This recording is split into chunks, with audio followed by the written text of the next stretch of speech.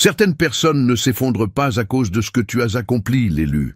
Elles s'effondrent parce que tu l'as fait sans leur demander l'autorisation. Le sujet de notre échange d'aujourd'hui est précisément ce type de séisme intérieur. Le genre de secousse qui ébranle quelqu'un si profondément qu'il n'arrive même plus à formuler une pensée cohérente en essayant d'expliquer comment tu as pu réaliser un tel prodige. Et crois-moi, l'être humain déteste viscéralement ce qu'il ne peut expliquer. La psychologie cognitive nous enseigne que le cerveau subit un stress intense lorsque la réalité refuse de se plier à ses attentes. C'est pourquoi certains ne se contentent pas d'être surpris. Ils disjonctent, ils court-circuitent véritablement, comme une vieille machine tournant sur des illusions et de faux espoirs. Et c'est exactement ce qui s'est produit. Lorsque tu as esquissé un mouvement si pur, si inattendu, si déroutant, que ceux qui t'observaient ne savaient plus s'ils devaient être impressionnés, intimidés ou spirituellement offensés. Tu vois, l'authentique, c'est pour cette raison précise que les véritables élus ne marchent jamais à découvert dans ce monde. Ils savent sceller leur énergie en utilisant des sagesses ancestrales, un blindage énergétique spirituel désormais accessible pour toi à travers les 7 sceaux de l'élu. Mais regarde bien ce qu'il s'est passé. Il n'était pas préparé. Il croyait t'avoir cerné. Il pensait connaître tes limites, tes schémas, ton couloir. Ce même couloir dans lequel ils espéraient te voir stagner pour l'éternité, dans la rassurante banalité de l'ombre. Mais tu ne l'as pas fait. Tu as opéré une transition que leurs esprits ne pouvaient tout simplement pas suivre. Tu as exécuté une œuvre dont ils ne te croyaient même pas capable. Et à l'instant où tu l'as fait, quelque chose s'est brisé en eux. Pas avec violence, pas avec drame, mais de cette manière silencieuse et embarrassante qui pousse quelqu'un à fixer le vide. Comme si son âme venait d'être déconnectée du grand réseau. Ils ont vécu un effondrement total, parce que ton accomplissement ne rentrait pas dans la minuscule boîte qu'ils avaient construite pour toi. Cela ne correspondait pas à l'histoire qu'ils se racontaient pour se rassurer. Cela ne suivait pas le scénario qu'ils avaient rédigé dans leur tête. Tu as changé le rythme sans changer le volume. Et soudain, ce sont eux qui se sont retrouvés tragiquement désynchronisés. Tu ne les as pas dominés par la force, tu n'as pas crié plus fort qu'eux. Tu as simplement grandi au-delà des limites qu'ils essayaient de t'imposer, et leurs esprits atrophiés n'ont pas pu suivre la cadence. Alors, disséquons ensemble la raison exacte pour laquelle ton mouvement a semé un tel chaos, l'élu. Pourquoi leur explication est tombée en poussière en temps réel, et pourquoi ton évolution inattendue était la toute dernière chose qu'ils étaient prêts à affronter au cours de leur vie. Tu as exposé les limites de leur propre logique, sans même prononcer une seule syllabe sur la logique elle-même. Ce qui les a véritablement fait trembler n'était pas le résultat final de tes actes. C'était le fait que ton action révélait une vérité glaçante qu'ils ne voulaient jamais affronter. La petitesse suffocante du monde mental depuis lequel ils opéraient. Ils n'étaient pas seulement confus, l'authentique, ils étaient humiliés, car tout ce qu'ils croyaient comprendre sur le fonctionnement de l'univers ne s'appliquait soudainement plus à toi. Ils avaient bâti leur piètre confiance sur la certitude arrogante de pouvoir te prédire, te déchiffrer, et cartographier tes moindres possibilités. Quand tu t'es mis en mouvement d'une manière qui déchirait leur script, cela les a forcés à voir à quel point leurs pensées étaient rigides, encrassées et restreintes. Les vampires énergétiques et les âmes creuses opèrent généralement depuis un cadre mental étroit sans même en avoir conscience. Leur logique aveugle repose sur des schémas périmés, des habitudes et des suppositions qu'ils n'ont jamais remises en question. Ils jugent le monde à travers le prisme crasseux de leurs propres limitations. Alors, quand tu as accompli quelque chose qui dépassait les frontières de leur entendement, tu ne les as pas simplement surpris, tu as exposé l'étendue abyssale de leur ignorance. Et le plus ironique, l'élu, c'est que tu ne l'as pas fait pour prouver quoi que ce soit. Tu agissais simplement depuis une perspective bien plus vaste, une dimension souveraine dont ils ignoraient jusqu'à l'existence. C'est ce qui a rendu le choc si foudroyant. De tels moments frappent fort parce qu'ils ne se contentent pas de défier la compréhension de quelqu'un. Ils remettent en cause son identité même. S'ils admettent que ton envol était possible, ils doivent aussi confesser que leur propre raisonnement pourrait être défectueux, périmé ou terriblement étriqué. Et la plupart préféreraient s'effondrer psychologiquement plutôt que d'accepter qu'ils avaient fondamentalement tort sur toute la ligne. Il leur est plus facile de se figer, de paniquer ou de rejeter entièrement ta lumière plutôt que de mettre à jour leur conscience. Ton action les a acculés dans un coin où ils devaient de faire face au miroir. Ils t'avaient sous-estimé.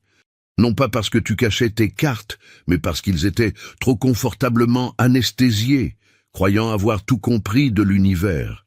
Tu n'as pas vaincu leur logique avec de vains discours. Tu l'as vaincu simplement en t'élevant au-delà de ce qu'ils étaient capables d'imaginer. Ensuite, tu as brisé une hiérarchie tacite sur laquelle ils s'appuyaient pour survivre. Ce qui a déclenché leur court-circuit n'était pas encore la jalousie pure, ni même la surprise. C'était quelque chose de beaucoup plus insidieux et de bien plus dangereux. Tu as pulvérisé une échelle invisible à laquelle ils s'accrochaient sans jamais l'avouer. L'immense majorité traverse cette vie en portant dans leur esprit des classements secrets, qui est capable, qui est impressionnant, qui est prévisible, qui est au-dessus et surtout qui est en dessous. Ils ne le chantent pas sur les toits. Ils ne l'écrivent nulle part, mais ils s'y fient chaque matin car cela leur procure un semblant de sécurité factice. S'ils peuvent assigner une case à chacun, ils se sentent à l'abri du chaos. S'ils peuvent prédire le comportement du troupeau, ils évitent de ressentir l'effroi de leur propre nullité. Mais quand tu as fait ce que tu devais faire, tu n'es pas seulement monté d'un barreau, l'élu. Tu as brisé l'échelle tout entière, en 1000 morceaux. Soudainement, leur misérable système de classement a cessé de fonctionner. Les catégories qu'ils utilisaient pour s'expliquer le monde se sont désintégrées parce que tu as refusé de te plier à aucune d'entre elles. Il pensait t'avoir étiqueté et rangé. Voici ce qu'il peut accomplir, voici ce qui lui est interdit, voilà jusqu'où il ira, voilà comment il ploiera s'il est mis au défi. Et puis, tu as altéré la matrice. Sans grand fracas, sans posture théâtrale, juste avec assez de pureté pour que leurs connexions neuronales s'entrecroisent et brûlent à vif. La triste vérité, c'est que les humains peuvent supporter d'être surpassés de temps en temps. Ils peuvent même encaisser une leçon d'humilité. Ce qu'ils ne supportent absolument pas, c'est de perdre la boussole illusoire qui leur permet de catégoriser. Quand leurs cartes cessent de correspondre au territoire terrifiant de la réalité, un instinct primal, bestial s'éveille. C'est comme si le sol se dérobait sous leurs pieds, même si rien de physique n'a bougé d'un millimètre. Alors, quand tu as triomphé d'une manière qui défiait leur probabilité, ils ne réagissaient pas vraiment à toi. Ils réagissaient à l'agonie de leur propre confort intellectuel.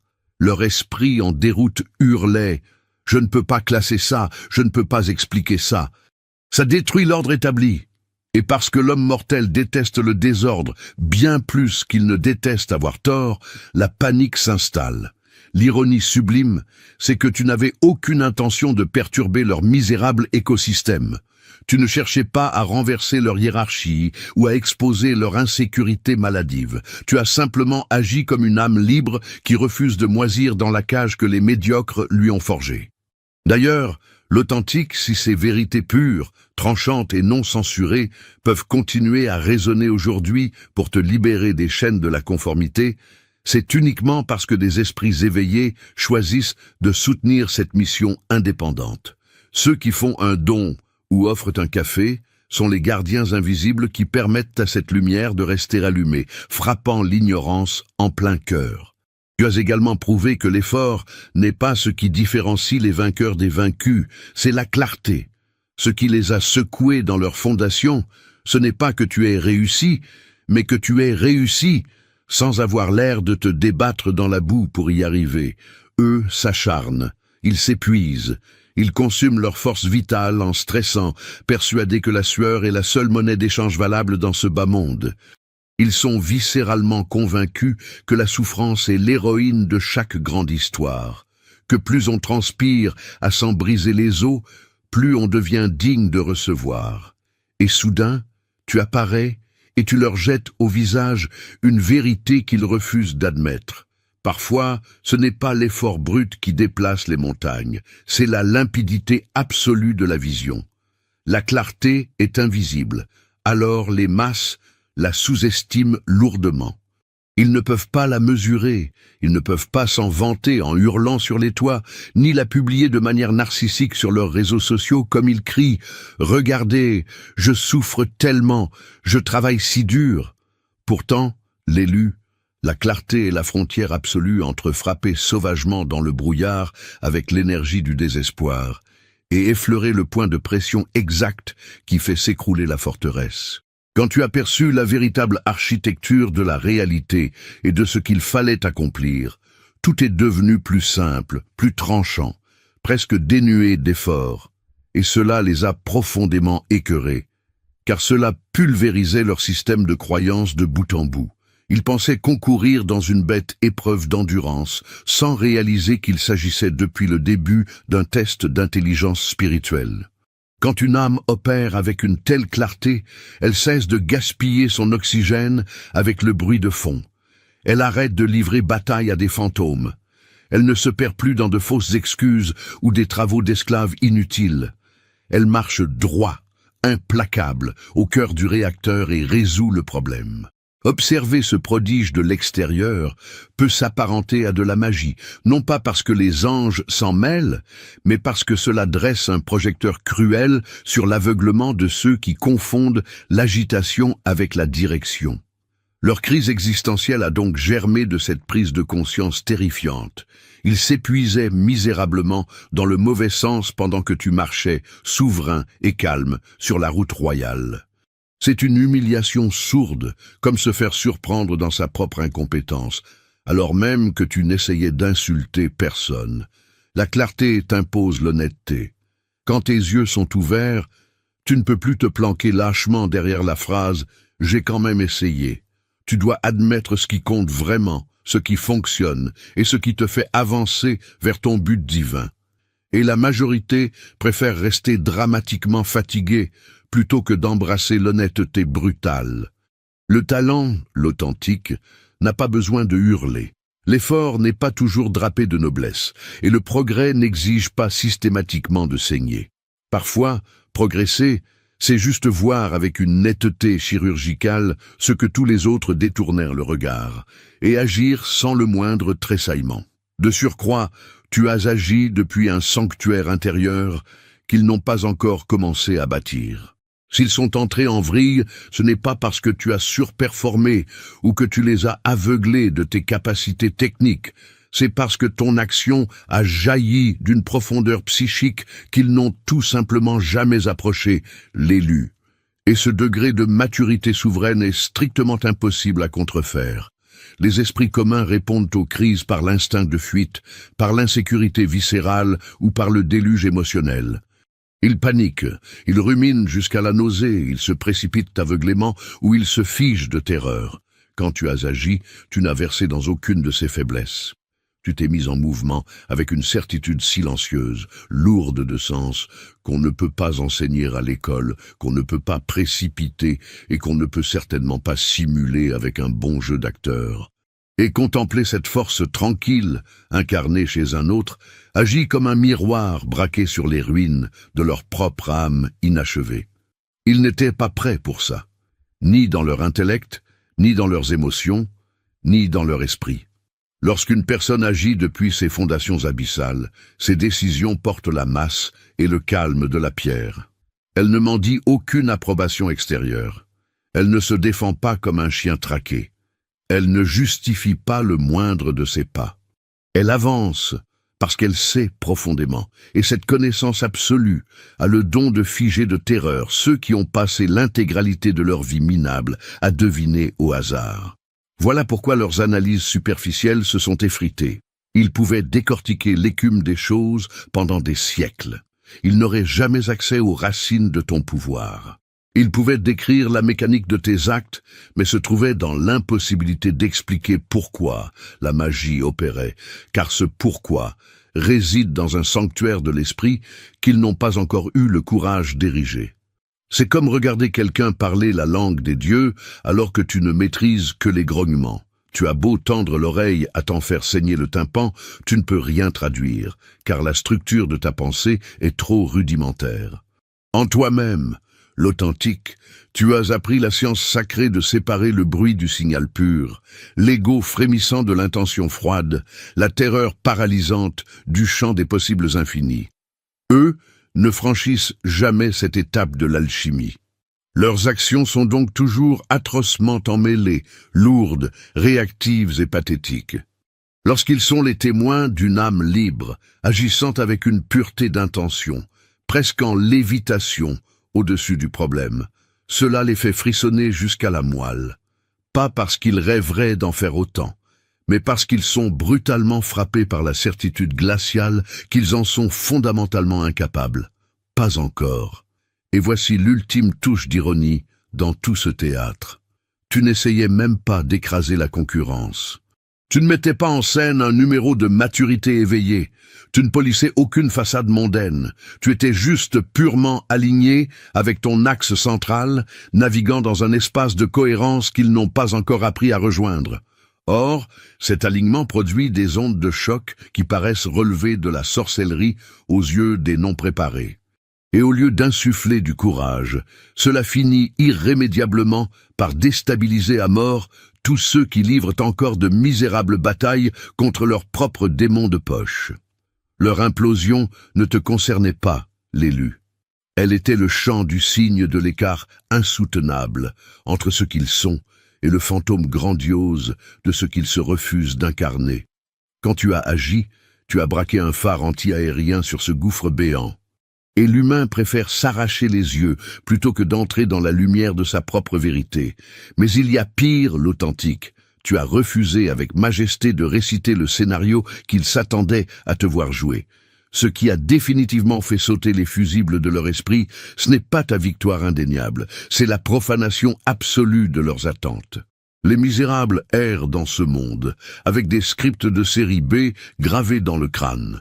Comment tu es censé réagir à l'humiliation, comment tu dois inévitablement échouer, comment tu vas te répandre en justification, comment tu finiras par ramper sous la pression, ou comment tu dois te sentir coupable de ta propre lumière. Et c'est à cet instant précis que la tension narrative atteint son paroxysme, l'élu. C'est là que l'attaque se déclenche. Quand la jalousie enfouie sous les sourires de façade mute en un poison spirituel actif, quand tes soi-disant alliés réalisent que tu sors de leur matrice prédictive, ils t'envoient le mauvais œil, les dards de la rancœur et les attaques psychiques des vampires énergétiques. Tu le ressens, cette solitude écrasante, ce brouillard qui tombe soudainement sur tes projets, ce sont eux. Écoute-moi attentivement, l'authentique, car c'est critique. Bien que tu viennes de percer à jour la source de cette hostilité viscérale, tu n'es pas sauvé. Comprendre l'attaque ne suffit pas à l'arrêter. Ton champ aurique reste grand ouvert, criblé par les flèches de leur frustration, saignant ta vitalité jour et nuit. Si tu ne lèves pas le bouclier suprême, ils finiront par te drainer jusqu'à la dernière étincelle. L'urgence est absolue. Tu dois sceller l'accès à ton esprit avec les 7 sceaux de l'élu. Le lien d'activation rituelle t'attend immédiatement dans le premier commentaire épinglé pour stopper l'hémorragie astrale et repousser ces parasites. Protège ton royaume. Ne leur donne pas l'occasion de te parasiter. Parce que vois-tu, l'élu, ces scripts qu'ils écrivent sur toi, les maintiennent sous assistance respiratoire, psychologique. S'ils peuvent te lire à l'avance, ils se sentent les maîtres du monde. S'ils peuvent anticiper la moindre de tes répliques de faiblesse, ils parviennent enfin à respirer. Et puis, tu es monté dans l'arène et tu as déchiré leurs feuilles de papier sous leurs yeux effarés. Tu n'as pas surjoué la scène de panique qu'ils avaient savoureusement anticipée. Tu ne t'es pas confondu en excuses pitoyables alors qu'ils savouraient déjà le goût de ta culpabilité. Tu n'as pas reculé d'1 millimètre quand ils bavaient d'avance devant ton hésitation. Tu as agi avec une souveraineté glaciale qui ne cadrait avec aucune de leurs pauvres intrigues. Et ce type d'imprévisibilité totale n'est pas seulement un choc de surprise, c'est un séisme de magnitude maximale. La masse grouillante est convaincue que le contrôle de leur vie provient du savoir intellectuel. Mais le véritable contrôle, pour eux, se nourrit exclusivement de leurs attentes. Quand ta réalité coopère gentiment avec leurs hypothèses médiocres, leur microcosme semble ordonné. Mais quand un titan pulvérise ces hypothèses, même avec une politesse exquise, ils ont la sensation littérale que le plancher se dérobe vers les abysses. En te mouvant hors de leurs attentes, ils n'étaient déjà plus en train d'évaluer la qualité de ton action. Ils luttaient, hystériques, pour rembobiner et réécrire le film de leur vie en plein crash aérien. Et le cortex cérébral n'est pas programmé pour réécrire une identité en chute libre. Leur voix intérieure s'est mise à bégayer. Leur fragile confiance a été soufflée. Leur condescendance, si soigneusement entretenue, a clignoté avant de s'éteindre dans le noir. Soudain, ils ne réagissaient plus du tout à toi. Ils réagissaient aux funérailles de leur propre scénario. Tu n'as eu besoin de hausser le ton, ni de jouer au professeur, ni de prouver l'évidence. Tu as simplement interdit à ton corps d'être prévisible. Et cela, c'est l'arme absolue pour exposer jusqu'à l'os à quel point les esprits faibles sont dépendants du comportement des autres pour avoir l'illusion pathétique de savoir qui ils sont. C'en est presque comique, l'authentique. Une seule décision atypique, un seul écart d'un calme olympien par rapport à l'algorithme, et tu vois ces gens s'agiter comme si on venait de débrancher la prise de leur simulateur de réalité. Ils vocifèrent, ils deviennent des hérissons sur la défensive, ils balbutient des inepties, ils pleurent, ils s'enragent. N'importe quel artifice théâtral pour rebâtir d'urgence une narration où ils auraient encore le beau rôle. Mais toi, tu étais déjà à des années-lumière de leur vacarme. C'est cette distance qui les a terrifiés jusqu'au sang. Pas ta singularité, mais ta liberté outrancière de poser un acte sans leur soumettre le brouillon pour approbation préalable. La pure liberté de l'âme, même diluée à l'extrême, a le visage terrifiant du chaos pour quiconque n'y a jamais trempé les lèvres. Tu as également balayé la totalité de leurs excuses en les rendant instantanément obsolètes. L'élu. La débâcle est survenue à la seconde millimétrée où tu as posé un acte qui ne pouvait pas être justifié par un coup de pouce du destin, qui ne pouvait être ignoré par le mépris et qui, ô douleur ultime, refusait de se laisser maquiller en excuses. La populace ingère des excuses au petit déjeuner comme si sa survie pulmonaire en dépendait. Ils ne s'en rendent même pas compte, drogués qu'ils sont.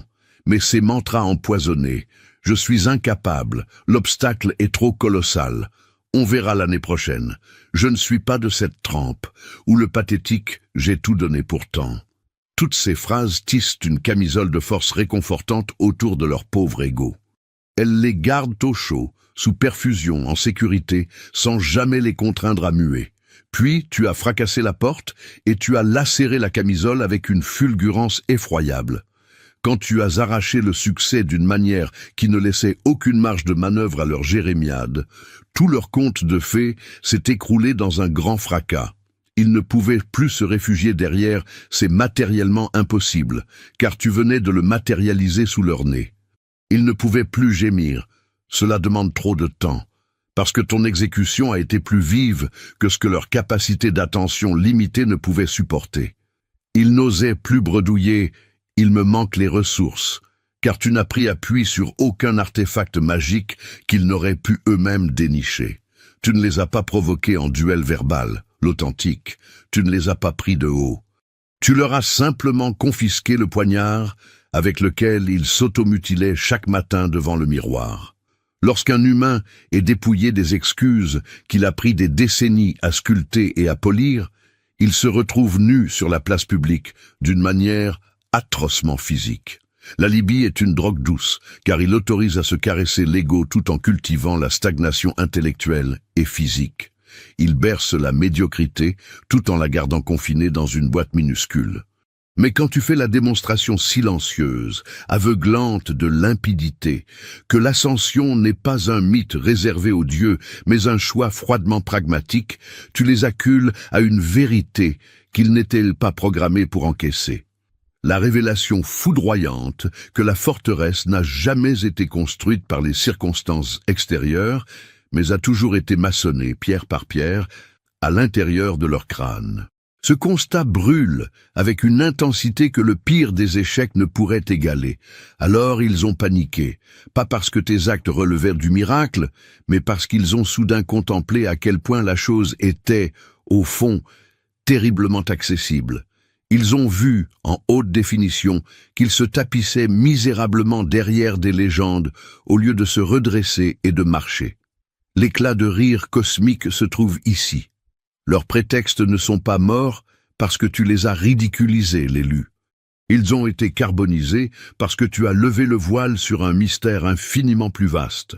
La puissance de l'opportunité est omniprésente, toujours là, attendant patiemment dans l'ombre, et l'immense majorité des mortels choisit obstinément de fermer les paupières. Agir avec cette fréquence de souveraineté ne se contente pas d'inspirer les foules, cela les désosse devant le tribunal de leur propre conscience. Et être mis à nu de cette manière est une torture insoutenable. C'est l'explication neurologique de ce psychodrame spectaculaire. Quand l'armure se disloque, l'individu est mis en demeure. Soit il mute vers la grandeur, soit il se pulvérise sur place. Dans ce même mouvement implacable, tu les as forcés à croiser le regard de la version d'eux-mêmes qu'ils avaient trahie et abandonnée dans les bas-fonds de leur mémoire. C'est l'uppercut qui brise les côtes de l'âme. L'authentique. Celui qu'aucune rhétorique, aucune insolence, aucun sarcasme défensif ne peut esquiver. Ce que tu as gravé dans le marbre de la réalité ne les a pas simplement impressionnés. Cela leur a violemment rappelé la figure héroïque qu'ils incarnaient autrefois, ou qu'ils fantasmaient de devenir, avant que le rouleau compresseur de l'existence ne leur apprenne à courber l'échine. Chaque être porte dans les cryptes de son cœur un spectre oublié. Un clone astral plus jeune, infiniment plus intrépide, brûlant de curiosité sauvage, prêt à chuter la bouche en sang, prêt à conquérir l'inconnu. Les foules abandonnent ce fragment sacré à petit feu, sans faire de bruit, presque sous anesthésie, jusqu'au matin tragique où le fossé entre le résidu de ce qu'ils sont et l'astre qu'ils auraient pu être prend les dimensions effroyables d'un canyon insondable. Tes actes grandioses ont balancé une fusée éclairante au-dessus de ce canyon. Ils ne hurlaient plus après toi, l'élu. Ils hurlaient à la mort, face au miroir de leurs souvenirs. Souvenirs sanglants d'une ambition jetée aux ordures, de rêves qu'ils ont fini par tourner en dérision pour masquer leur lâcheté. D'un courage soldé au rabais contre la tiédeur d'un petit confort bourgeois. Quand la scène s'est déroulée devant leur rétine et qu'ils t'ont vu tendre le bras et arracher ta récompense, ce n'est pas le venin de la jalousie qui a noué leur trachée. C'est l'écrasante fatalité du deuil. Le deuil atroce de cet enfant divin qu'il refuse désormais d'aller pleurer sur sa tombe. Il est d'une facilité déconcertante d'ovationner un gagnant quand son ascension s'imbrique parfaitement dans la petite biographie inoffensive qu'on lui a bricolée. C'est confortable quand sa fleur bon le mérite prévisible et la trajectoire balisée. Mais quand un phénomène de la nature désintègre les lois de la pesanteur, pousse dans une direction taboue et s'y déploie sans la moindre excuse, c'est une sommation à comparaître devant le tribunal des aspects reniés de sa propre âme, l'authentique. Les hommes peuvent faire la sourde oreille aux leçons de morale. Ils peuvent snober les oracles de malheur. Ils peuvent mépriser les harangues de motivation, mais ils sont incapables de se dérober devant le spectre féchère de leurs propres ambitions assassinées. Ce fantôme vivant découpe en fines lamelles les excuses fallacieuses, l'ego boursouflé et la mauvaise foi, car il s'exprime dans un dialecte originel, infiniment plus archaïque que la fierté sociale. S'ils se sont liquéfiés psychiquement, c'est parce qu'ils se sont sentis radiographiés, percés à jour avec une intimité non consentie. Et la mesure étalon n'était pas tes propres statistiques, mais l'altitude de leurs promesses non tenues. C'est une agonie sans nom, l'élu. Et pourtant, tu n'as déclenché cet apocalypse ni pour les salir, ni par esprit de compétition sordide. Tu as simplement marché pendant qu'il prenait racine dans le ciment. L'éveil est un virus divin, mais c'est aussi un juge sans pitié. Quand le premier de cordée s'arrache à la gravité, il force l'ensemble des rampants à évaluer, avec horreur, la durée tragique de leur immobilité. Face à ce spectacle, une poignée sentira le souffle de l'inspiration. D'autres percevront une condamnation à mort. La plupart simuleront une indifférence catatonique, mais la loi du cosmos est impénétrable. Quand tu ressuscites la version reniée d'un homme, tu invoques sa responsabilité. Et la responsabilité est une enclume que la race humaine fuit comme la peste. C'est la seule et unique raison pour laquelle la violence de l'onde de choc était si foudroyante en dépit du calme absolu de tes gestes.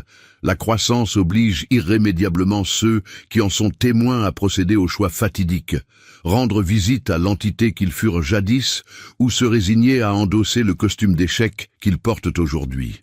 En avançant dans la lumière, l'élu, tu as aussi désamorcé un problème qu'ils s'éreintaient à compliquer de façon névrotique depuis des décennies. La décharge électrique qui les a traversés ne provenait pas de la brillance de ton triomphe. Elle s'est propagée à l'instant terrifiant où ils ont réalisé qu'ils boxaient contre une ombre chinoise pendant que tu étranglais le vrai serpent à main nue. L'immense majorité des aveugles confondent le bourbier de la complexité avec la noblesse de l'importance. Ils enrobent les défis les plus pragmatiques sous des couches kilométriques de suranalyse paralysante, de justifications misérables, de rites superstitieux, de valises émotionnelles pesantes et d'entraves hallucinatoires jusqu'à transformer un simple caillou en une forteresse inexpugnable. Une fois ce monstre chimérique enfanté, ils s'y attachent comme à leur propre progéniture, car ce labyrinthe infernal leur octroie un faux prestige, l'illusion flatteuse d'être des martyrs, incompris, victimes d'une épreuve hors du commun. Quand tu t'es dressé de toute ta hauteur, l'authentique, et que tu as fendu ce bruit assourdissant d'un seul coup de glaive, ils étaient suspendus au-dessus du vide, incapables de choisir entre l'ovation et la crise d'épilepsie. Tu n'as pas brandi une technique secrète ramenée des enfers, ni invoqué un talent génétique rarissime. Tu as purement et simplement scanné le cœur nucléaire du problème et tu as appuyé sur le détonateur. Et c'est un niveau de maîtrise que le commun des mortels n'atteindra jamais, parce que la condition sine qua non pour le posséder est une honnêteté brutale, sans filtre. L'honnêteté insoutenable de discerner ce qui exige vraiment de l'énergie et de jeter aux ordures tous les artifices dont il se servait pour s'anesthésier. Par conséquent, quand tu as balayé l'obstacle avec une rapidité glaciale, une netteté esthétique, presque dans l'absence de gravité de l'effort, ce n'est pas la résolution de l'équation qui les a fracassés, c'est le reflet terrifiant renvoyé par le miroir, l'élu. En une fraction de seconde intemporelle, ils ont eu la vision horrifique d'années entières, d'un flux nerveux bêtement calciné, des décennies de psychodrames montés de toutes pièces pour sacraliser la difficulté, des siècles de lâcheté procrastinatrice badigeonnée de visions stratégiques. Et encaisser une révélation d'une telle magnitude équivaut à entendre craquer la charpente de sa propre estime de soi. Le genre humain peut fort bien tolérer l'amertume de la défaite. Il s'accommode magnifiquement de la médiocrité crasse. Ce qu'il ne parvient pas à vomir sans s'étouffer, c'est la prise de conscience que son calvaire n'était, de bout en bout, qu'une vaste farce optionnelle. Le cynisme absolu de l'affaire réside dans le fait que la surcomplication procure un shoot neuronal de productivité illusoire. Quand ton cerveau bout d'incompréhension, tu t'auto-persuades que tu es en plein labeur intellectuel. Quand tu rafistoles la digue fuyante de tes excuses, tu te congratules de faire un maximum d'efforts. Quand tu empiles des couches de béton supplémentaires sur le problème, tu te rassures sur l'impossibilité cosmique de la tâche. Mais lorsqu'un marcheur des hautes sphères s'invite à la fête et dénoue ce sac de nœuds gordiens par une simple illumination de conscience, c'est l'échafaudage grotesque de leurs illusions qui se désintègre en poussière. L'hystérie collective qui a suivi naissait de cette mise à nu publique, l'authentique. Pas de leur impuissance originelle face aux défis, mais de leur refus catégorique et morbide d'ouvrir les yeux sur la réalité. La clarté, retiens bien cela, est infiniment plus menaçante que les travaux d'Hercule, car la clarté convoque le bourreau implacable de la responsabilité personnelle. Tu n'as pas cherché à salir leur dignité. Tu ne t'es pas abaissé à vouloir jouer au plus malin. Tu as posé l'acte héroïque de refuser d'arpenter les couloirs moisis de ce labyrinthe égocentrique où il tournait en bourrique depuis des vies entières. Et quand un homme de pouvoir s'extrait d'une prison psychologique dans laquelle le troupeau a pris l'habitude de camper, il oblige la meute à déglutir le poison mortel qu'elle esquivait avec brio depuis sa naissance.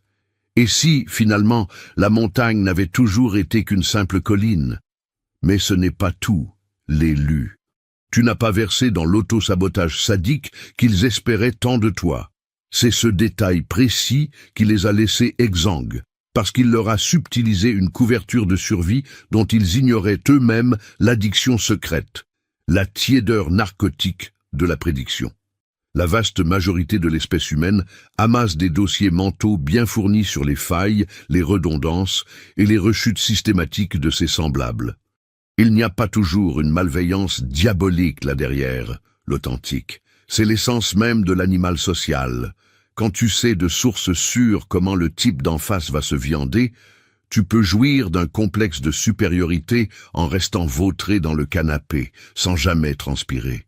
Quand tu es convaincu que l'autre va finir par dynamiter son propre travail, tu peux t'endormir sur tes deux oreilles, parce que l'ordre des choses est respecté. Puis, tu as fait dérailler la locomotive. Tu n'as pas glissé dans les vieux sables mouvants. Tu n'as pas été foudroyé par la panique lorsque le baromètre a grimpé.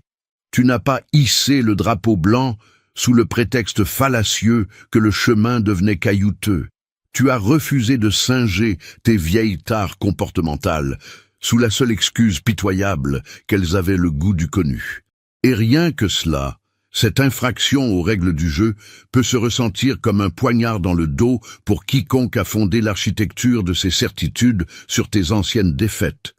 L'automutilation psychologique est d'une prévisibilité exquise. L'élévation, elle, est une anomalie brutale.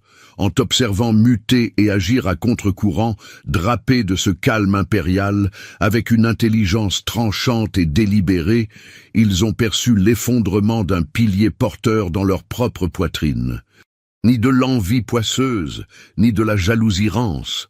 Quelque chose de bien plus archaïque, la mort clinique du récit sur lequel ils prenaient appui. Ils croyaient posséder ton mode d'emploi, l'élu. Ils s'imaginaient calculateurs de tes trajectoires et dessinateurs officiels de tes murailles, mais tu as arraché la carte d'état-major. Et lorsqu'on est dépossédé des coordonnées géographiques de son prochain, la terreur s'empare des esprits sans explication rationnelle, car on se retrouve acculé, couteau sous la gorge, par un dogme insoutenable, fui tout au long d'une vie misérable. L'être humain peut transcender. Un homme peut se propulser hors du moule identitaire qu'on lui avait assigné d'office. Une âme possède le pouvoir foudroyant de réécrire son propre code génétique spirituel, sans formuler la moindre requête au bureau des réclamations. L'épouvante absolue qu'ils ont traversée réside dans la furtivité de ton acte. Tu n'as pas rameuté la fanfare pour déclamer ta métamorphose. Tu n'as distribué de leçons de morale à aucun d'entre eux. Tu as agi purement et simplement comme un initié qui a officiellement signé la fin de la guerre civile dans son propre crâne. Et quand un homme de valeur dépose les armes contre sa propre lumière, la vélocité de son ascension prend l'allure d'une hérésie surnaturelle aux yeux des zombies qui se déchirent de l'intérieur depuis la nuit des temps. Ce n'est pas la haine de ton triomphe qui les animait, c'était leur propre inaptitude pathologique à télécharger une version de toi qui corrompait leur base de données. Autoriser cette réalité à exister revenait à entériner la nullité affligeante de leurs prédictions, la vacuité de leurs sentences et le confort parasitaire qu'ils puisaient dans la décrépitude d'autrui. Leur déchéance nerveuse n'était donc, en définitive, qu'un effondrement purement autarcique. le naufrage funéraire d'une fable qu'il tenait pour irrévocable. Tu n'as terrassé personne au combat, tu n'as ridiculisé aucun individu. Tu n'as pas versé d'énergie pour prouver quoi que ce soit, l'Authentique. Tu as juste refusé, avec panache, d'être la roue de secours d'un cycle qu'il croyait inscrit dans ton ADN. Et cette indépendance fauve est souvent ressentie comme un acte de terrorisme psychologique, même lorsqu'elle n'est rien d'autre que l'éclosion d'une conscience. Tu as opéré, par ailleurs, avec un niveau de détachement émotionnel chirurgical qu'ils étaient dans l'incapacité physique d'imiter. Ce n'est ni la maestria de tes compétences, ni l'éclat de tes résultats finaux qui ont fait trembler les murs, l'élu. C'est ton impassibilité de monarque. Le troupeau habite ses émotions comme s'il était séquestré dans un asile dont les lumières stroboscopiques clignotent frénétiquement. Ils s'embrasent au quart de tour, invoquent une once de réflexion des heures plus tard, et passent les reliquats de leur journée à éponger le sang du carnage causé par l'explosion de leurs 5 premières secondes. En te voyant évoluer et opérer dans ce maelstrom, sans te laisser écarteler dans des directions opposées par la tyrannie des ressentis, ils n'avaient même pas le vocabulaire pour nommer ce qu'ils voyaient. De la quiétude, de la domination, de l'arrogance maîtrisée.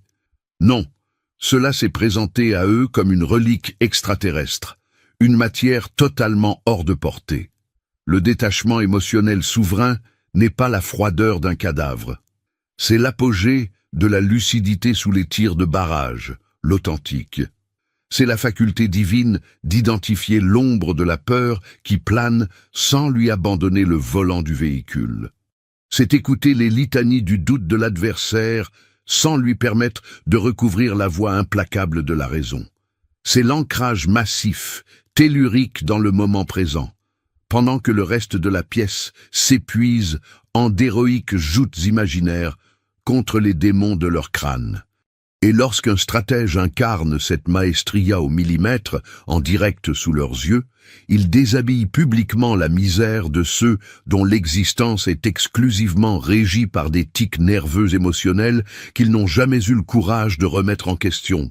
Tu n'as pas affiché ce détachement comme un gladiateur voulant impressionner la plèbe, l'élu. Tu étais détaché, centré, inébranlable, parce que tu avais percé un secret initiatique dont ils sont totalement exclus. Les émotions sont des voyants lumineux sur un tableau de bord, pas des généraux d'armée donnant des ordres d'exécution. Les profanes traitent chaque spasme émotionnel comme une injonction martiale impossible à ignorer. S'ils se sentent engloutis, ils déposent les armes instantanément. S'ils flairent le danger, ils mordent à la jugulaire en hurlant. S'ils sont ébranlés par le doute, ils se pétrifient comme du sel. Toi, tu as capté ces mêmes fréquences parasites. Tu as traité ces signaux électriques comme des lignes de code, des données brutes, et jamais comme une fatalité divine.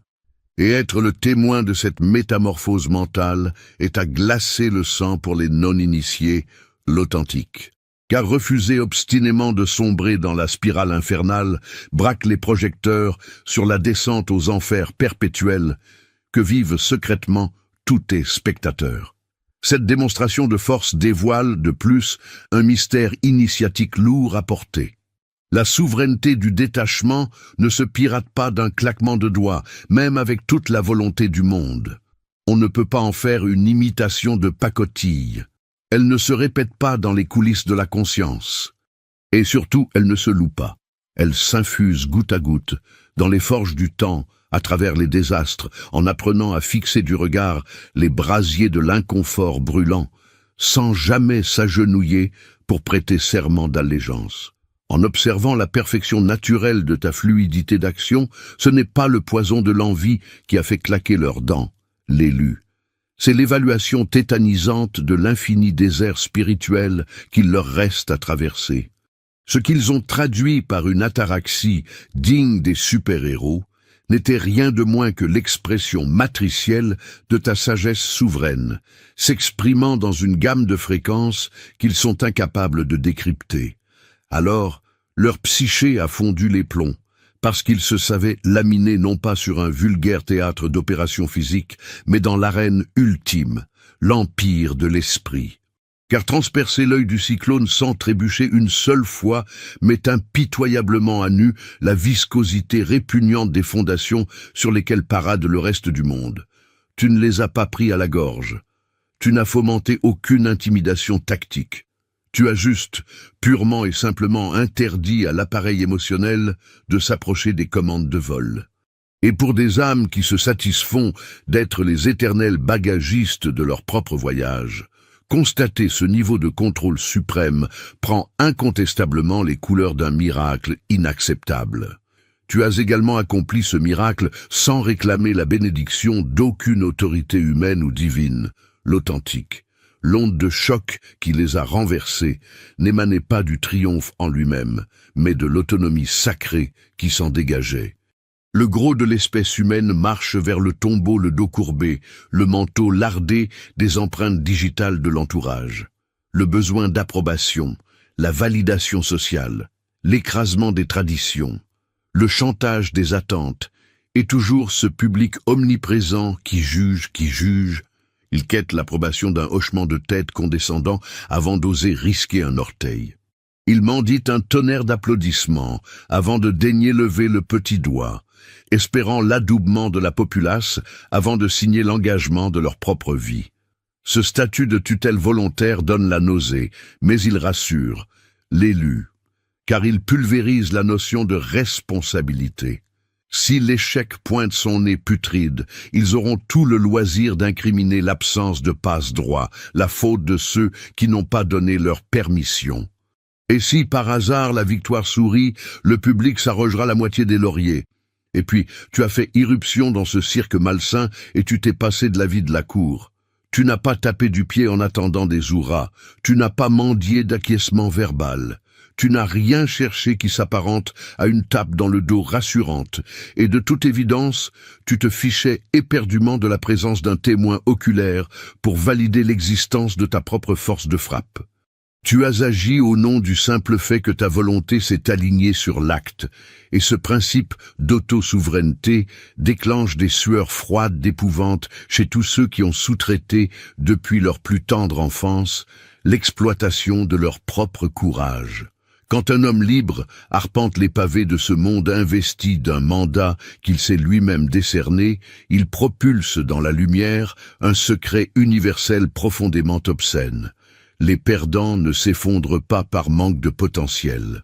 Ils pourrissent sur pied parce qu'ils croupissent en salle d'attente, à espérer le moment astrologiquement idéal, à idolâtrer l'intervention du bon samaritain, à quémander des miettes de motivation prémâchées, à supplier l'approbation du patriarche et espérer la descente du Saint-Esprit, garantissant une certitude de zéro risque.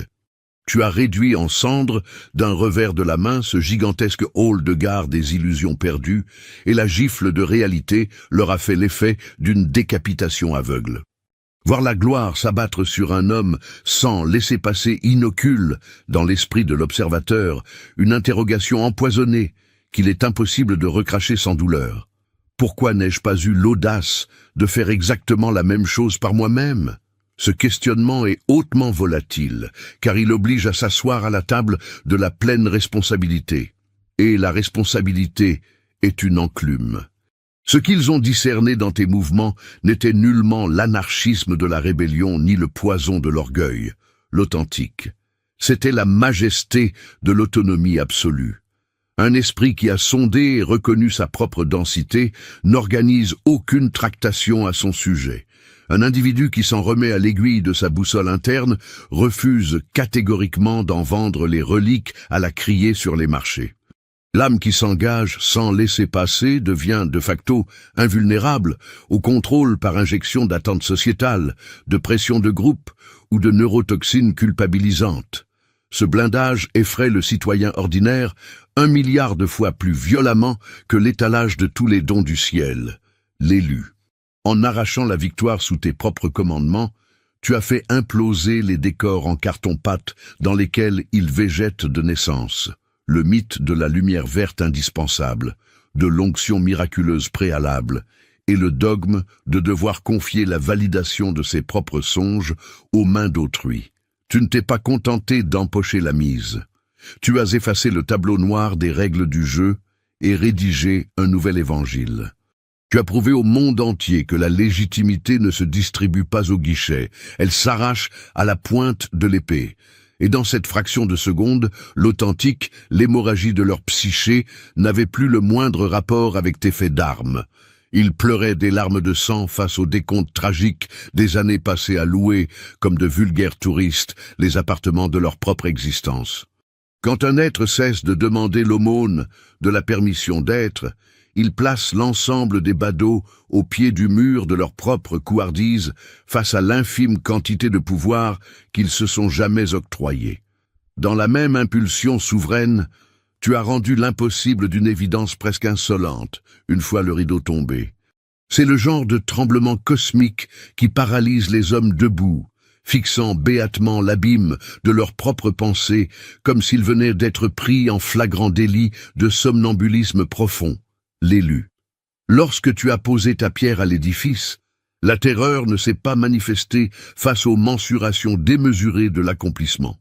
Elle a jailli de la limpidité assassine qui a succédé à l'acte. Une fois le sentier taillé dans la jungle, une fois les éléments de l'équation parfaitement soudés sous leurs yeux, une bouffée de chaleur confinante à la honte viscérale a inondé leurs veines. Non point parce qu'ils goûtaient à la défaite, mais parce que le voile s'était levé bien trop tard sur la simplicité enfantine de l'épreuve. L'homo sapiens voue un culte maladif aux proclamations d'impossibilité, l'authentique, parce que le vocable « impossible » délimite une forteresse inexpugnable d'absolution totale. Ce mot béni les immunise miraculeusement contre la loi de l'effort, le frisson de l'aléa, la morsure cuisante du ratage et le bourreau implacable de l'engagement personnel. Lorsqu'un sommet est officiellement estampillé hors de portée, l'alpiniste raté peut redescendre dans la vallée, le plastron bombé de sa noblesse intacte.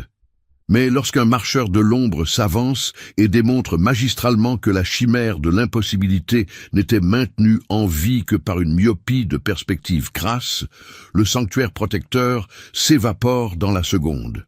Tu n'as pas orchestré une scène de lévitation biblique, l'élu. Tu n'as pas distordu le continuum des lois physiques, ni trafiqué la constitution de l'univers. Tu as, purement et simplement, assimilé l'architecture squelettique de l'énigme à un degré d'intelligence infiniment supérieur au leur. Et la mécanique de la compréhension possède une brutalité sans pareille. Elle calcine en place publique les points aveugles des spectateurs. La milliseconde à laquelle la solution creuse les rétines de l'audience, un tribunal inquisiteur ouvre ses portes. Par quel miracle ai-je pu rester aveugle à ce point? Et le couperet de cette sentence guillotine les âmes bien plus durement que n'importe quelle bérésina tactique, l'authentique, car la révélation ne pointe nullement le canon de l'incompétence, mais le viseur laser de la complaisance léthargique. Elle met à nu, sous une lumière d'hôpital, l'incroyable confort dont jouissent les mortels à se rouler dans la fange de la confusion mentale, tant que cela fournit un alibi blindé à leur inertie cadavérique. En exposant la facilité désarmante de ce qu'ils croyaient inconcevable, tu ne résous pas une malheureuse broutille, tu sabordes de fond en comble la mythologie de l'impuissance que les populations se bâtissent autour du coup. Le mythe infecte que l'âpreté de l'effort est une donnée immuable, alors que dans 99% des cas, elle n'est qu'une excroissance pathologique de leur esprit malade. Leur hystérie ne traduit pas la fragilité des cœurs, l'élu. C'est l'expression terminale d'une dissonance cognitive absolue. L'ordinateur central de leur cerveau avait coulé les fondations d'un bunker imprenable autour de la doctrine du « ça ne peut être fait ». Et la pureté de ton action a traversé ces murs de béton armés comme s'il s'agissait d'un voile de mousseline.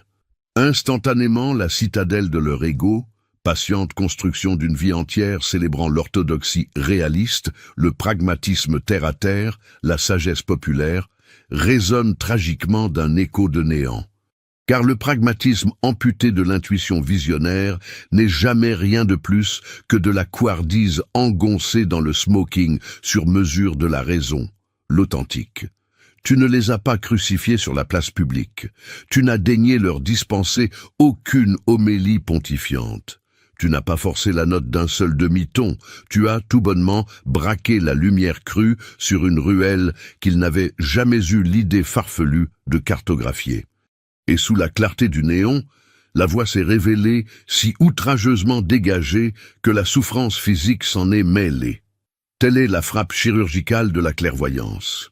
Elle propulse l'impossible dans la dimension insoutenable d'une question à laquelle les hommes ne peuvent plus tourner le dos, et l'onde de choc de ce constat broie les arêtes d'une âme à un niveau de profondeur où l'échec traditionnel n'aura jamais l'autorisation de descendre.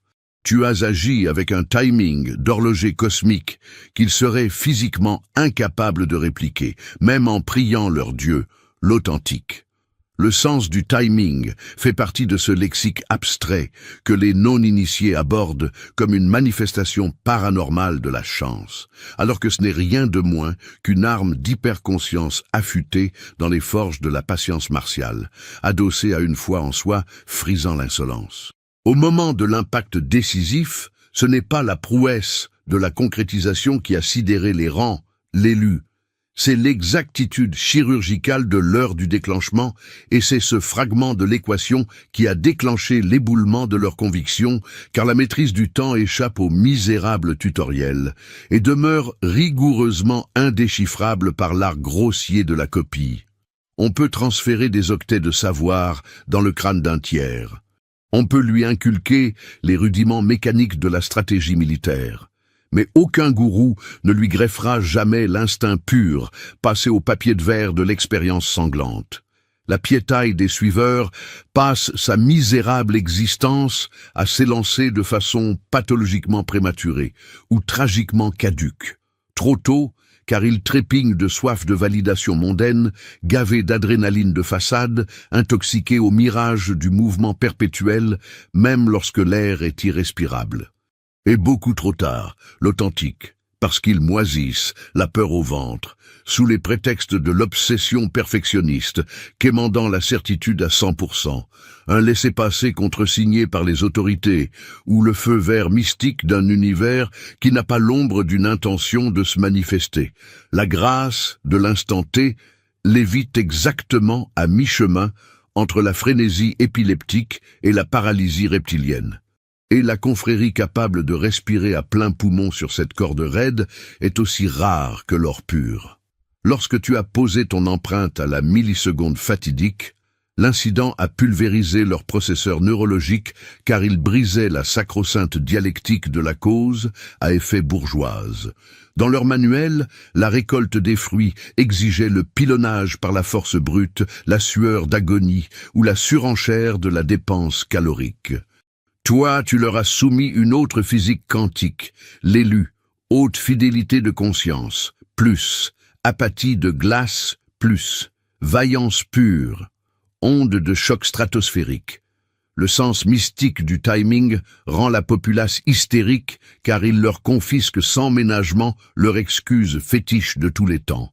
Si je m'y étais pris de cette manière-là, ils cracheraient leurs poumons en tentant de limiter l'authentique, car il leur est biologiquement impossible d'émuler l'infrastructure énergétique interne qui a catalysé ce miracle spatio-temporel. Ils peuvent singer la gestuelle, mais l'axe spirituel de la frappe leur restera hermétique, et amputé de cette ligne de flottaison divine, le geste n'est qu'un coup d'épée dans le vide intersidéral. En te voyant atterrir en télémarque sur la ligne d'arrivée, ils n'ont pas versé dans la fascination extatique. Ils ont contracté l'impression répugnante d'être les dinosaures d'une ère révolue. Ils ont tressailli en réalisant qu'ils ne concouraient pas dans la bonne ligue, avec les yeux bandés depuis la naissance, ou qu'ils alignaient leurs pions sur un damier qu'ils n'avaient jamais songé à déchiffrer. Le secret du timing, c'est de l'humilité supersonique. L'élu. C'est caler la pulsation de son artère sur celle de la matrice, au lieu de l'insulter copieusement pour qu'elle s'ouvre. C'est détenir la sagesse, de savoir fusionner avec le marbre pour disparaître, et l'instinct féroce du prédateur pour abattre la foudre. C'est intégré métaboliquement que l'ultime frontière entre le naufrage calamiteux et l'éblouissement suprême n'est jamais la quantité d'efforts déversés à l'aveugle, mais l'incroyable pureté de la trajectoire, l'authentique. Leur dégringolade nerveuse trouve donc sa source dans ce flash de lucidité mortuaire. Tu n'as pas été béni par l'arrogante roulette russe du destin. Tu n'as sollicité la faveur d'aucune loterie génétique injoignable, et tes mains étaient pures de tout artifice magique. Tu irradiais juste de suffisamment d'hyperprésence à l'instant pour te couler sans friction dans la faille interdimensionnelle que la machinerie cosmique venait d'entrouvrir. Et les forçats de la vie qui pulvérisent leurs phalanges depuis des décennies à frapper contre des coffres-forts blindés n'aiment pas particulièrement observer, impuissants, l'aisance insolente d'un seigneur du temps tournant doucement le cliquet d'une porte qu'il jurait invisible à l'œil nu. Tu as exposé l'authentique avec une impudence majestueuse que la substance même de leurs doutes chroniques ne te concernait à aucun niveau de conscience et qu'elle n'était que le reflet boursouflé de leurs propres murs carcéraux. Voici l'ingrédient le plus corrosif du cocktail, l'acide sulfurique qu'ils recrachent dans la douleur plutôt que de l'avaler, l'élu. Quand tes actions ont tranché le brouillard, l'édifice de leur scepticisme chéri s'est écroulé, misérable tas de sable balayé par les vents solaires. Et là, dans un éclair d'illumination terrifiante, le diagnostic est tombé. La racine du mal n'a jamais porté ton nom, elle a toujours porté le leur. Leur soi-disant sens du doute n'était pas le fruit d'une évaluation mathématique, pointue et perspicace. Ce n'était ni la voie des sages, ni le fameux pragmatisme. C'était une séance de projection psychologique pure et dure, l'authentique. Et le mécanisme de la projection est l'escroc le plus machiavélique de l'histoire, car il endosse les habits d'apparat du discernement spirituel pour masquer les plaies purulentes de sa lâcheté profonde, en baptisant ce théâtre « esprit critique ». Quand il te martelait sans fin, « Tu vas te fracasser », le sous-titre hurlait dans leur crâne résonnant. Mon intellect s'effondre rien qu'à l'idée morbide de me voir exécuter cette épreuve. Quand ils portaient l'estocade avec leur pathétique, le chemin est jonché de clous. Ils ne relataient pas les conditions de la piste d'envol, l'élu. Ils rédigeaient, sans le savoir, l'acte notarié de leur propre seuil d'intolérance à l'effort.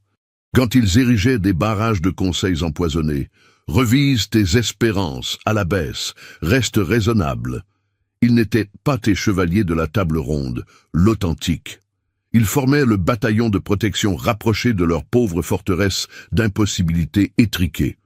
Alors, à l'heure du triomphe aveuglant, quand tu as dynamité les lignes de barbelés qu'ils juraient infranchissables, la déflagration leur a semblé outrageusement intime, alors qu'elles s'en contrefichaient allègrement.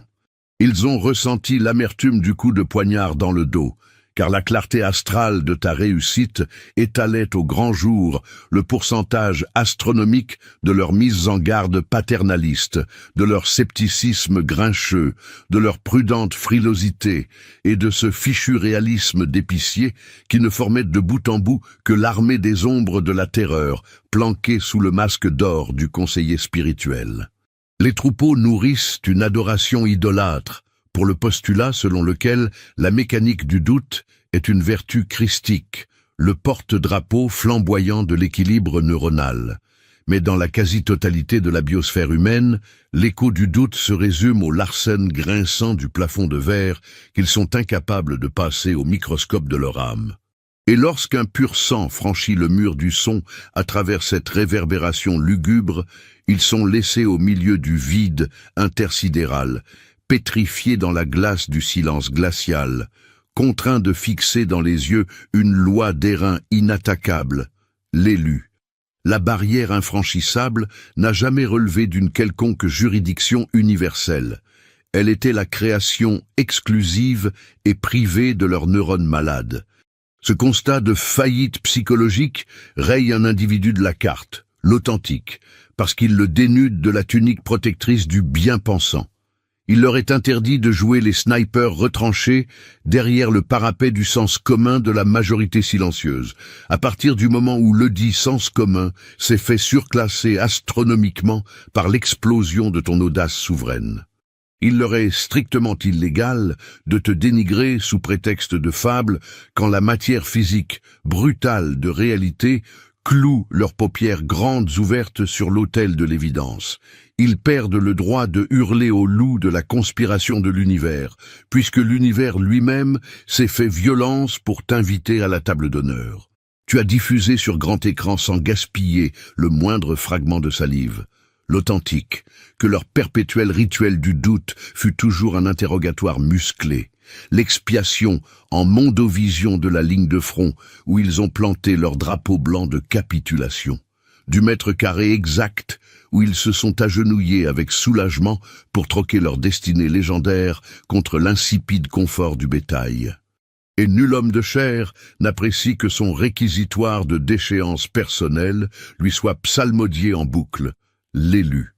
L'avalanche de leur effondrement s'est produite parce que le boulet de la vérité d'acier possède une masse infinie lorsque le condamné n'a plus aucune faille souterraine où s'évaporer. Mais il faut percevoir l'esthétique tranchante, la poésie sauvage qui se tapit dans l'œil de cet ouragan, l'authentique. CTA 4. Car si cette œuvre d'exorcisme arrache impitoyablement les œillères aux somnambules, elle leur imprime aussi, à la pointe de l'épée, que chaque verrouillage mental peut être reprogrammé, l'élu. Ce combat invisible contre l'inertie spirituelle et les parasites astraux continue de brûler chaque jour. Que ceux qui sont foudroyés par la clarté absolue de ce message, ceux qui refusent d'obéir aux lois de la gravité imposées par les faibles, soutiennent financièrement la fréquence de cette chaîne indépendante. Faites un don ou offrez un café. La résistance du monde libre ne se finance ni ne s'agenouille devant les lois de la matrice. Mais retiens que peu importe ce que la foule décide de faire du feu que tu lui as apporté, la responsabilité du choix final ne t'incombe aucunement, l'authentique. Quand on arrache le costume de l'illusion, leur crise psychologique n'a, de près ou de loin, absolument aucun lien de sang avec ton existence. Elle parle exclusivement des frontières qu'ils ont sacralisées sans procès, des rouleaux de script décrépits qu'ils n'ont pas eu l'estomac de jeter au bûcher, des sacs d'excuses d'échecs trimballés comme des reliques de guerre sainte, et de la misérable camisole de conformité sous laquelle ils se sont emmitouflés, parce que la perspective de l'élévation empestait le risque mortel pour leur ego précaire. Ce que tes mains ont sculpté n'est pas le modeste achèvement d'un vulgaire plan d'action, l'élu. Tu as arraché le bandeau sur des réalités apocalyptiques qu'ils s'efforçaient hystériquement de ne pas distinguer.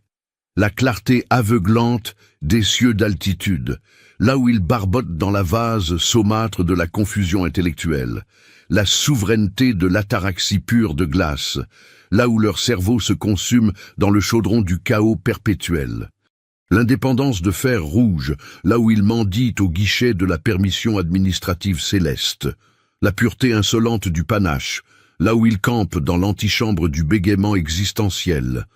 L'alignement spatio-temporel du timing majestueux, là où ils agonisent sous l'éboulement de la précipitation morbide.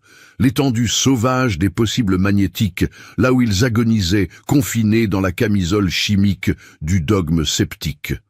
Tu n'as pas livré bataille pour les terrasser, l'authentique. Tu n'as ourdi aucun complot pour les traîner dans la boue de la honte publique. Tu n'as pas orchestré le ballet de ta luminescence stellaire dans l'objectif mesquin d'oblitérer le minuscule fragment d'ombre dans lequel ils ont bâti leur royaume d'opérette. Non, l'élu. Tu as purement, froidement, majestueusement accompli ton dessein originel.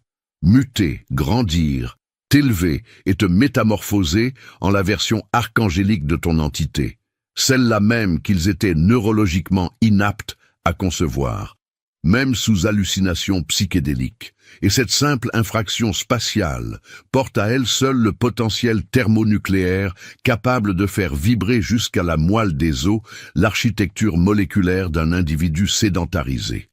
À la seconde cruciale, où une âme opère une poussée de croissance à la vue de la foule stagnante, elle déclenche la mobilisation générale des consciences. Soit l'infanterie de la plèbe absorbe l'onde de choc et se laisse inspirer par la lumière, soit elle érige les barricades pitoyables de la justification défensive et du déni hostile, l'authentique. Soit il se rallie à la bannière de tes nouveaux horizons cosmiques, soit il se cramponne avec la force du désespoir aux barbelés rouillés de leurs geôles ancestrales. L'alternative retenue dans ce grand jour de purification dresse un portrait d'une fidélité insoutenable de la véritable nature spirituelle de la foule, et cela ne traduit en rien ton équation personnelle. C'est l'encyclopédie exhaustive de leur âme et le carnet de santé vierge de la tienne. Alors, scelle cette révélation initiatique dans le marbre de tes synapses pour l'éternité, l'élu.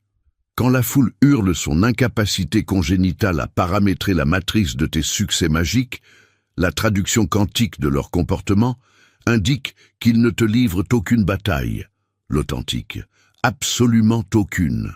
Ils sont embourbés dans l'insurrection fatale de la prise de conscience que l'unique guerre sainte de leur vie n'était dirigée, siècle après siècle, que contre eux-mêmes. Ton âme souveraine a brisé le barrage et relâché les eaux dévastatrices de la vérité sur leurs illusions de papier mâché, mais cette explosion tellurique, si elle clarifie à jamais le motif des attaques de ces vampires d'énergie, ne te garantit en rien la sécurité de ton royaume d'or, l'élu. CTA 5. Bien au contraire, le choc d'une telle révélation exacerbe l'irradiation venimeuse de leurs pensées frustrées dans les bas-fonds de l'astral, visant l'épicentre non sécurisé de ta dimension spirituelle encore perméable. Ne demeure pas plus d'un souffle d'horloge dans cet état de lévitation spirituelle dénué de bouclier de force, l'authentique. L'apogée émotionnelle de cette délivrance est l'instant le plus vulnérable de la traversée. Le moment du choix ultime frappe à la porte. Ton bouclier d'invincibilité divin doit être abaissé. Plonge immédiatement dans le premier commentaire épinglé pour valider le rituel inviolable de ton activation avec les 7 sceaux de l'élu. Scelle l'imperméabilité absolue de ta conscience au feu de leur médiocrité désespérée. Coupe pour l'éternité les cordons ombilicaux de l'usurpation vibratoire, parce que la légende d'un authentique refuse tout compromis avec l'assaut parasitaire des ombres. Les sceaux célestes de ta souveraineté intégrale n'attendent plus que l'ordre de scellement par ta volonté inflexible, car l'élu véritable ne laisse jamais son destin entre les mains du silence assourdissant de la foule qui s'effondre.